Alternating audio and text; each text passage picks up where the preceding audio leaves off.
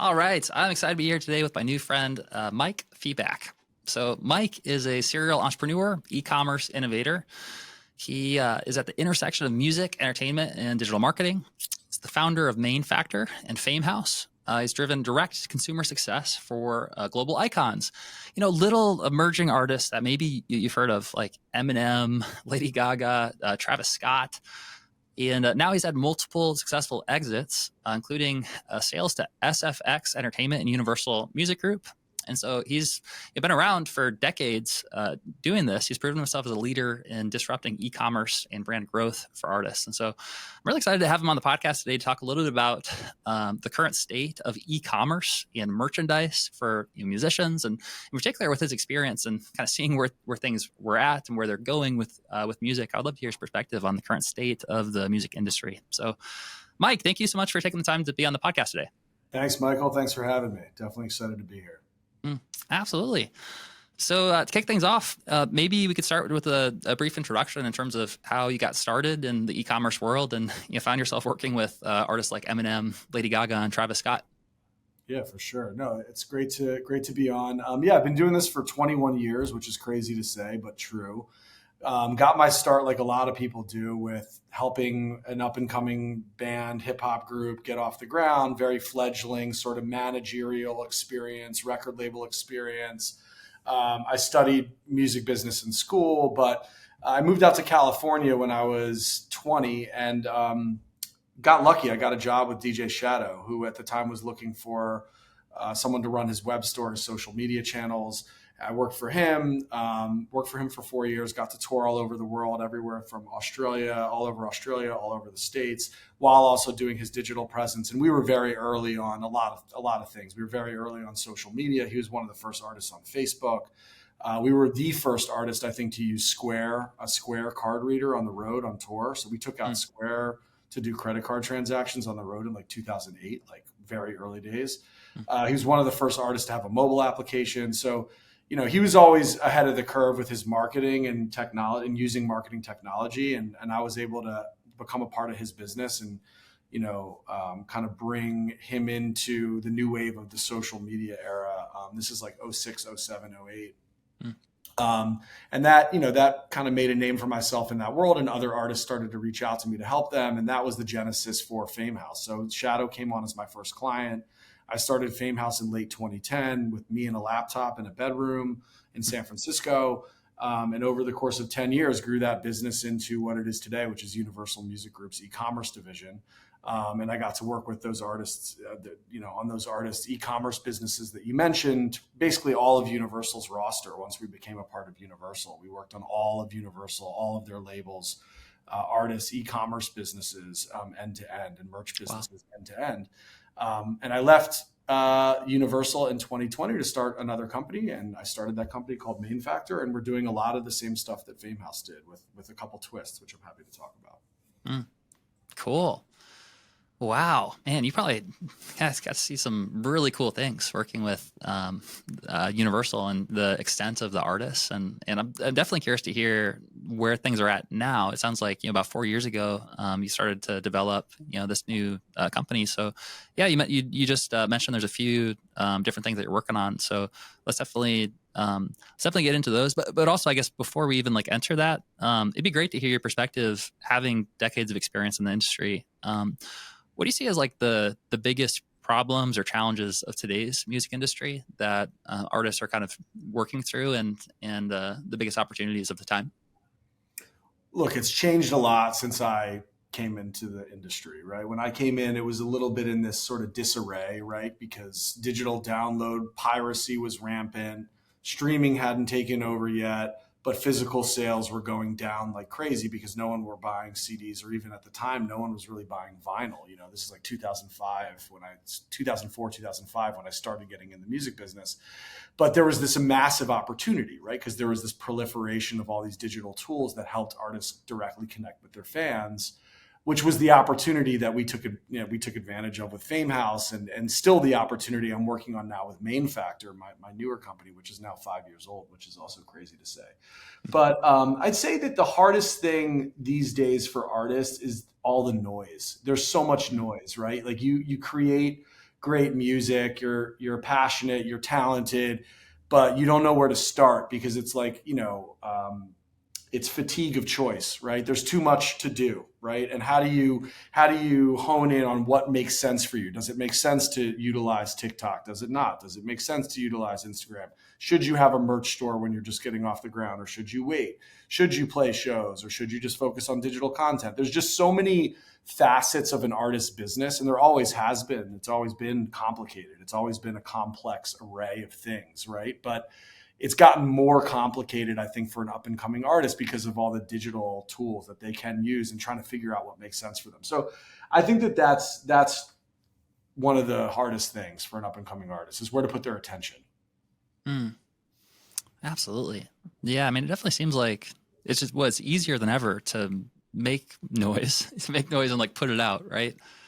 Yeah, So, it's like anyone can make noise though, right? So it's like, where do you put your energy? Where are you going to get the most return on your time investment? mm, And where, if you're trying to build an audience or build a sustainable career, or even just build a side business as an artist where you like play coffee shops and small shows, or if you're trying to break into the mainstream, right? Whatever you're trying to do, there's so many possibilities of how to do it.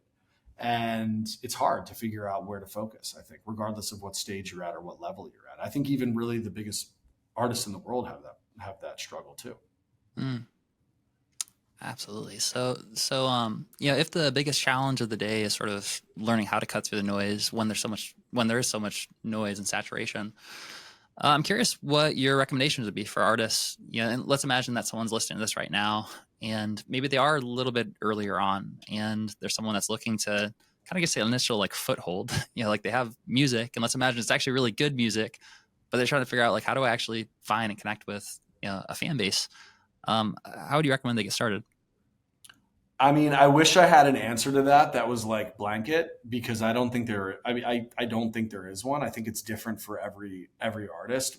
I'd say the only thing that is constant is you have to focus on the art, right? Mm, Because none of the other things exist without the art. If your music is not ready for prime time, and your videos that support the music are not ready for prime time, and the graphics that you're going to post, or the photos and graphics and the content that you're going to post to social media are subsequently not ready for prime time, you're not going to get off the ground, right? So mm, the most important thing is the music. It all comes back to the music. Without the mm, music, I don't have a job. You don't have a job. It's like the music's got to be the core of this, right? So mm, that I think is the only constant. I don't, what I tell each artist that we work with is different depending on their situation, their circumstance, where they are, what the budget is, there's so many factors, right? So that would be my answer to that. Start with the music. mm. That makes a lot of sense. Yeah. So it sounds like what you're saying is that, there's not necessarily a one size fits all approach, to cutting through noise, and it changes frequently. But one thing that's always been at the core is the product, and specifically like your art and your music. And if that's not ready, then, sort of like there's a few different ways of putting this, but it's like one I've heard is putting lipstick on a pig. And, it's like, it's hard to be able to actually do anything successfully if you don't have at least that core figured out. So your recommendation would be to kind of start by focusing on having the best quality art that you possibly can. Do you have any recommendations in terms of like how many songs should an artist have before they really kind of like dive in, or like kind of creating that initial foundation that they have a marketable product? How do you recommend that they do that? You know, to be honest with you, we don't work with a lot of like ground up artists. Our core business, and my core business, has been more like established acts. So I don't have a lot of experience with it, to be perfectly honest with you. I have a little bit of experience with it. I guess my, to some degree, uneducated opinion on that question is that it also depends, but it only takes one really good one Mm, really good song, I think. mm, You could work all day long on creating 50 songs, but if not one of them is going to stand out, then it's a waste of time. You could spend that same amount of time perfecting one, and all it takes is one. We all know that, right? That's why there's such thing as one hit wonders, mm, right? So not that that's something you necessarily want to strive for, but it's hard to get even one thing to resonate, whether it's a hit or whether it's just resonating with a small community that you want to resonate with. So yeah, I don't have a lot of experience with up and coming acts. We do a little bit of it, but not a ton. And but that would be my at least off the cuff answer to that. Mm-hmm. Yeah, that definitely makes sense. And yeah, I mean, it makes me think about that classic question of like, what's better, like frequency or the quality. And do you get better quality through like frequency and just by like recording and releasing like 20 songs or 50 songs or 100 songs, or is it better to kind of really focus on like one song, kind of making it as amazing as possible so you kind of have that breakthrough? I'm curious if you have any thoughts about that question of like, should someone spend more of their time trying to perfect like a smaller number of songs, do you think? Or do you think that it's better to get more into a flow of like having more songs so that eventually you have like one that really resonates? I think it depends on the person, because I think some people are really prolific and they create a lot of content like really rapidly, and that's how they iterate and that's how they get to something that's great. Mm-hmm. Right. And if that's how you get to something that's great, then more power to you. Right. It's okay to create 50 songs if it takes you making 50 to get to the one that really can resonate. Right. Mm-hmm. So I don't think there's a one size fits all for almost anything involving artists. Mm-hmm. Yeah. I think it's bespoke on a case by case basis. And I think especially as it relates to the music, I'm not an expert. The music itself, I'm not an expert. I'm more of an expert once the music's there. How do you monetize it with merchandise and direct to consumer opportunities? But I do think that I do know for a fact that every artist's creative process is different. There's some that I've worked with where like they literally perfectly craft each and every song they work on, and they don't rapidly create. And then there's some that I've worked with that rapidly create and they never finish 90% of the songs they start. And I just think it's different creative processes for different types of brains and people. Got it. Yeah, that definitely makes sense.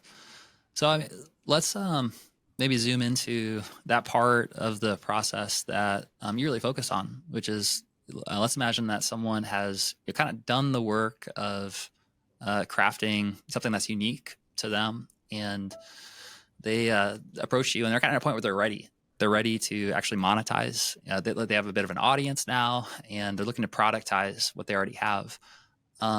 What's your experience in terms of what's working? Maybe what's like always worked, it hasn't changed, and then maybe what's working right now in terms of monetization and like products and e-commerce as it relates to a music artist.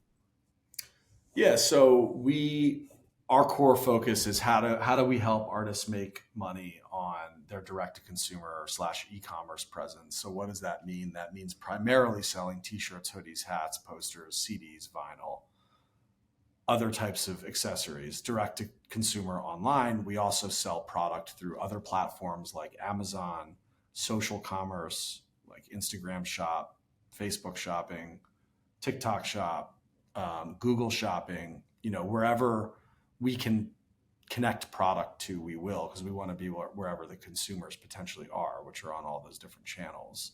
And that's one thing that's changed, right? Is like when I got into this, you just wanted to have a web store. Then it was about getting your social traffic to push to your web store.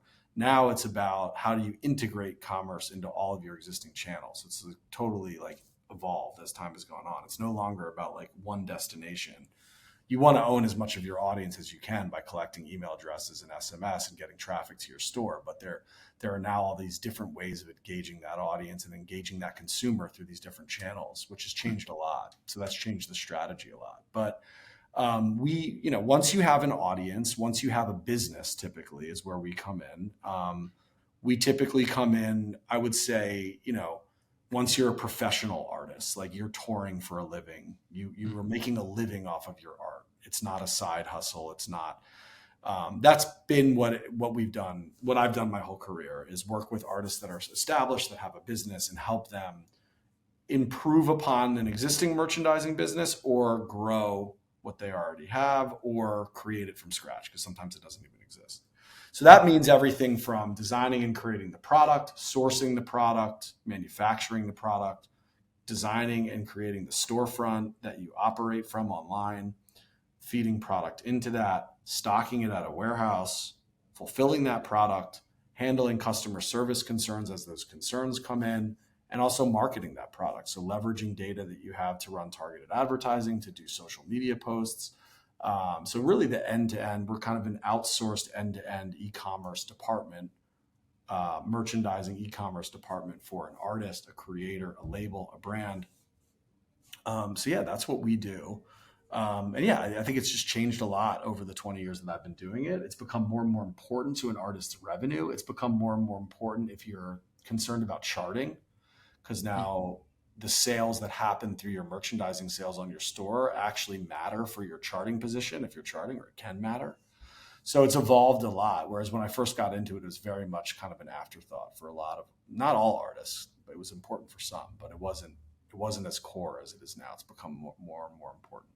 And the other thing I'd say quickly, actually, is we are starting to think about how we work with up and coming artists. We've launched a beta. It's in beta right now, and you can only sign up to be in the queue for it. But we've launched a platform. It lives at MainFactor.io, and it's a platform in beta that is more for the long tail. So it's more for someone who's not necessarily at the level yet where they are a professional touring artist that's making a living off of their music, but they want to get something off of the ground. They want to get a store up. They want to get a few t-shirts for sale.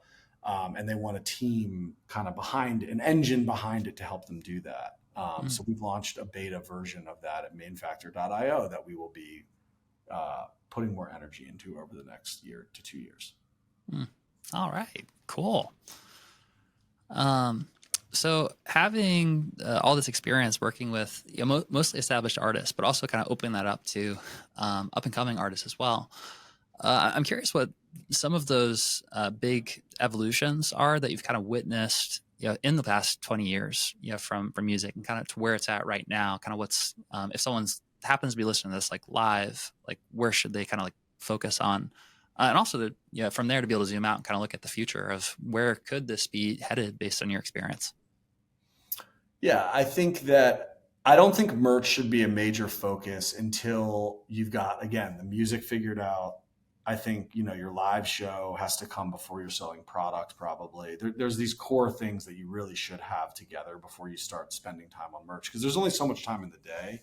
I mean, look, having a t-shirt here and there, fine, right? But really having a merch business where you're investing in inventory and you're making sure you have product at every show, and you have a store that's online 24/7 that you're fulfilling out of, whether it's print on demand or you're doing it yourself or it's through a company like ours.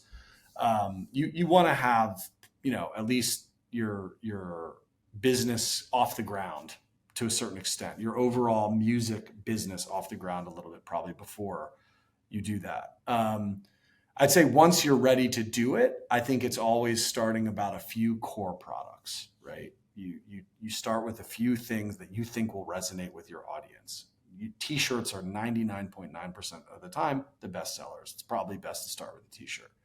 After a t-shirt, hoodie, long sleeve, hat, common accessories. If you're the type of artist where your audience would like to collect physical music, vinyl is great. It's merch. It's basically merch, right? You're selling music, but it's merch. Vinyl is a great product. Can be high margin. Same with CDs. CDs can be a great product for a collectible for your fans and high margin. Cassettes, also something that people buy as a collectible, right? So I'd say these are the core items you want to think about. I'd say, you want to get off the ground with one, maybe music product, CD, vinyl, or cassette, if you think if that will resonate with your audience, and a couple of soft goods, and sell them at your shows, sell them on an online shop. But you want to make sure you can handle it, right? Because it's a lot of work. You have to track the inventory. You have to make sure that you're giving quality product to the consumer. It's like you're starting a business. Like, I think going back to what's hard for artists is, like many businesses, an artist business is many businesses within a single business, right? Streaming music is a business. Publishing is a business. Merch is a business. Touring is a business. I just rattled off 4 or 5, right? That's like, those are all businesses within a business, right? And so if you're launching merch, you're launching a company basically within your company that does something, and you have to make sure you can do it well, right? So I think that's why it's important not to spread yourself thin and try to do all these things all at once, and to really be strategic about when you add merch to your core business, basically. Yeah, that's definitely smart. So it sounds like what you're saying is that you need to wait until the time is right in order to, you already have a bunch of different plates you're spinning. So, before you really focus on the merch and monetization there, you should make sure that you have your live show figured out and you're a bit of an audience that's actually, there's going to be a demand for some of those products. I'm curious if you have, like everything we're talking about, it's going to depend on the kind of where people are at, and it's different situations based on their unique situation. But roughly, at what point do you think it really makes sense for an artist to like be thinking about merchandise and like investing time and energy into like inventory?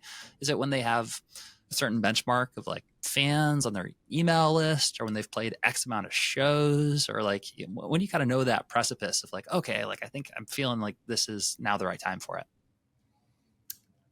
I hate to keep saying it, but I think it depends.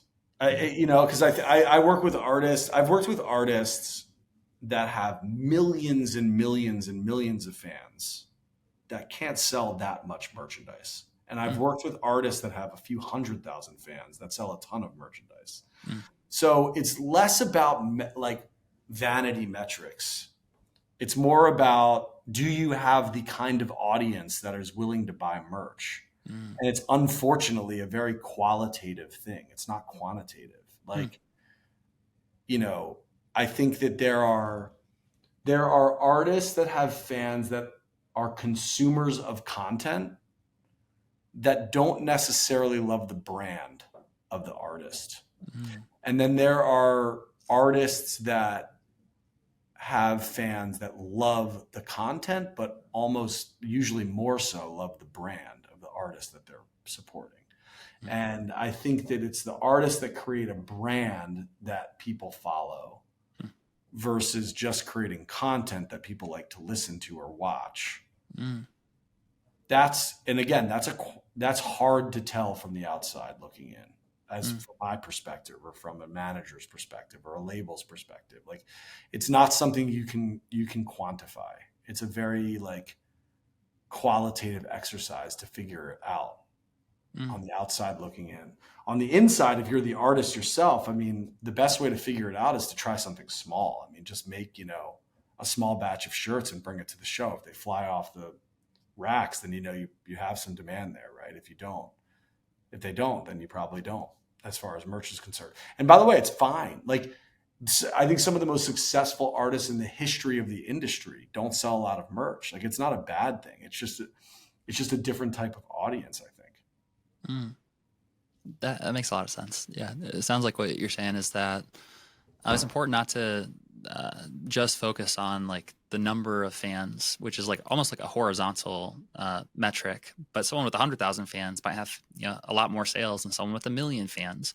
So like it's not just the number of fans, but also the depth of the connection or the depth of the engagement. So it's kind of like a vertical access. So like, because But I it's mean, still not obviously, like, yeah, quantifiable. It's still not quantifiable because, yes, what you're saying is true, but you can quantify engagement, and engagement quantifiably, as you look at it on social media, does not necessarily mean merch sales. It's mm, still two different things, mm, because you can create amazing content that people like to consume and engage around online, but they still are not merch buyers. mm. It's two different things.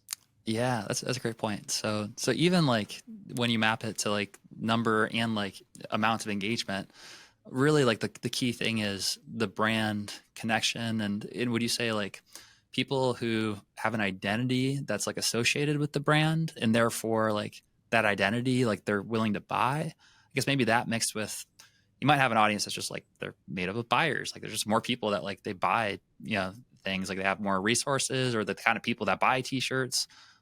No, Um, I think it's more like, does the artist brand stand on its own outside of the music?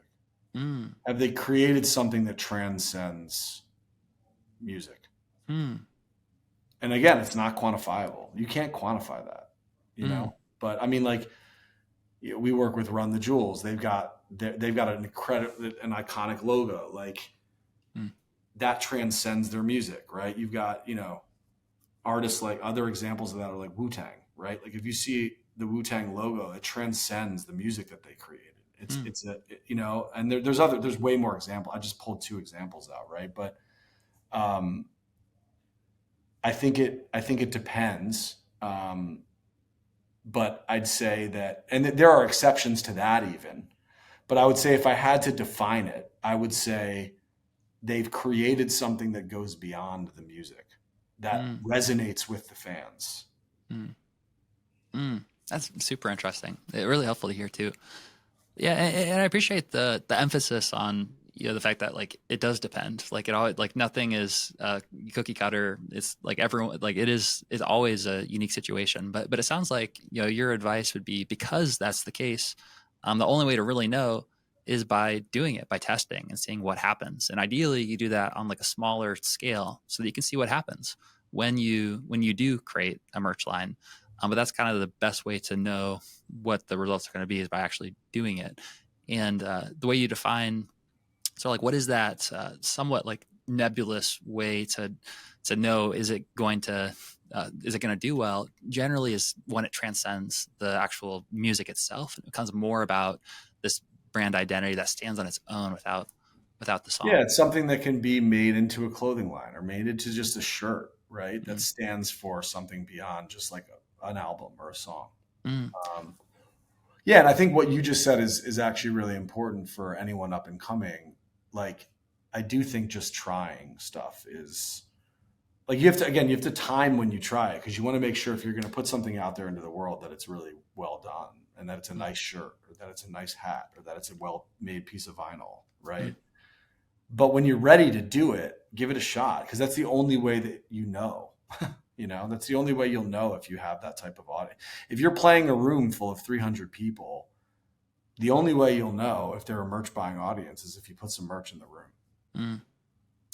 Yeah, it's an important reminder. Yeah, and it's easy to get lost in sort of like planning or like thinking or like hoping and but then what is that quote like God or man plans God laughs Yeah, where actually, like that the best of plans like in practice like when you actually do it and you try something like that's when you really get like the real results and the response from it. Mm. totally, 100%. Mm. So in terms of this you kind of brand like message kind of coming across in a way that transcends the music.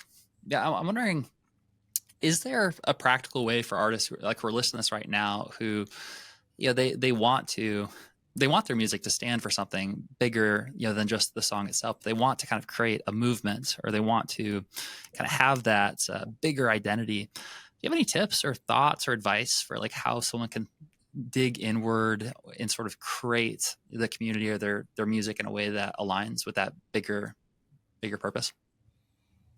It depends. Mhm. It depends on the music. It depends on the brand. It depends on the art. It depends on their audience and their. I think yes, there are ways of doing it, but there's no one size fits all. Um, I think that again, I think the most important thing for up and comers is the music because none of this exists without great music. So you have to nail that first. If you haven't nailed that, then you shouldn't really be even. Some of this other stuff just doesn't matter yet, right? You Mhm. have to nail the content first and foremost. Mhm. Once the content is there, then you have to start thinking about these other things and what those other things will be. I think depends on your music. It depends on your genre. It depends on where you think your audience is. Is your audience going to live on TikTok? Is your audience going to live on Facebook? Is your audience going to not be on social media for some reason? Right. I Mhm. mean, there are different ways of doing this. Right. Mhm. So, I think there's something to say about doing things differently. You don't have to follow the way that other people have done it. Maybe the way that you stand out from a marketing perspective is you do things differently. You're not on social media, right? Or you only use social media in one very specific way, or right. I mean, I'm just spitballing right now, but I think it totally depends on, I've never really subscribed to kind of one size fits all strategies because I think that you can take learnings from what other people have done and you can take general methodologies and strategies and figure out how to apply it to yourself or to a certain artist, right? But usually it's not going to be the same formula that someone else did. It's not going to be the same checklist. It's not going to be the same outline, right? So I'm not saying don't look at what other people have done. I think that's important. But I don't think just because something worked for someone else in the same genre who has similar music to you and a similar audience to you, does that mean it's going to work for you? Not necessarily. You have to really think about your specific scenario and timing and all of these other factors. 100%. Awesome. So, maybe might be helpful is, if we were imagining that you're having a conversation with a new artist that you didn't really know their situation, but obviously like because it depends on their music and their situation, you need to kind of get to know like who they are. Are there any specific questions that maybe someone that's listening to this right now can just like reflect on their own, to kind of look inward and look at their music and sort of like pull out some of those gems that are going to be different for everyone? But like, yeah, like, do you think that there's any good questions that they could ask themselves to sort of clarify what some of those bigger picture brand identity messages will be, or what their merch might be about? Um, I think that I think you need to, again, I think it goes back to the music, and you need to look at what is resonating with the music, Mm, because some of the brands who have built, some of the artists and brands who have built something that goes way beyond the music, it usually is derived in some way from a song, mm, or like, it doesn't even need to be a song, like a lyric in a song, or a reference to some inspiration that the album was inspired by, mm, or there's so many different things, right? But I think that if you want to build a brand bigger than your music as it relates to merch, you have to figure out how to get to a place where you're selling product that doesn't just have your name on it, mm, right? And that could mean an icon, a logo. It could mean that's not the name, but it's just like an icon that represents the name. Another mm, great example is Hieroglyphics, red legendary rap group from California. mm, Um, there's a lot of examples, right? Rolling Stones is an example, right? I mean, there's a lot of examples. mm, Um, but yeah, if you want to get, or I would say that 9 times out of 10, you can do something like that. You can sell something that doesn't have your name on it, but people know what it means, right? mm, Or you've created a brand name that's so strong, your artist name, that it almost can stand on its own in all of these other sorts of verticals, right? Like the best example of that in the world is probably Taylor Swift, right? I mean, she's created something that transcends music, mm, right? I mean, the name, her image, her brand, it goes way beyond the records that she's making. And so, I mean, that's like the biggest example you could give now, mm, probably, right? But it's hard to put a finger on specifically what you can do, other than, and I hate repeating myself, but it really is my true advice. Go back to the music, because you have to let the music resonate first, and then those things will come from it. mm. Awesome. Yeah, that absolutely makes sense. And I think it's important that we come back to the foundations, because common knowledge isn't always common practice, and so like we need to kind of focus on what's important. So I appreciate the reminders. And Mike, it's been great connecting today and having a conversation about kind of where things have been, where they're going in terms of an artist right now, how they can get in touch with something bigger than just the music themselves, while also like connected with their music, since that's kind of the heart of it all. So appreciate you taking the time to be on the podcast today. And if anyone's here is interested in learning more about either the e-commerce brand, like let's say that someone here actually is like an established artist that's already making a full-time living and they're interested in reaching out, or if someone's interested in that beta group, what would be the best place for them to go to connect more? So MainFactor.com is like our main website. You can contact us through there. If you're an up and coming artist and you are interested in getting a merch business spun up, you can sign up for the beta at MainFactor.io, which is our platform, which is more for up and coming artists who are just getting started. So those are the two places you can go: MainFactor.com, MainFactor.io. We have an Instagram, if you search MainFactor, and then we have a LinkedIn as well. So you can connect with us through those two channels as well. Our Instagram is not super active. Our LinkedIn is somewhat active. We stay busy with our clients' stuff, so we don't have as much time for our own stuff, but although we try. But you can get us in touch with us with any of those places. And yeah, the only other thing I'd say, which I don't know that I really said, is that you should focus also as you grow and as you create that content that people are resonating with on capturing your audience, right? And that, that means socials, it means emails, it means your website. Like you want to make sure you're connected to your audience in some way, because that's the marketing power that you have as an artist these days, is your ability to directly connect with your fans, which is a big part of what we do as well. Not just the product side, but not just what the merch is, not just what the brand is, but like, how do you get in front of that audience? So yeah, happy to connect with anyone. Yeah, mainfactor.com is the best way, or mainfactor.io if you're an up and coming artist. Cool. Fantastic. Well, Mike, thanks again for being on the podcast. And like always, with the links in the show notes for easy access. Thanks, Michael. Appreciate it, man. Thanks for having me.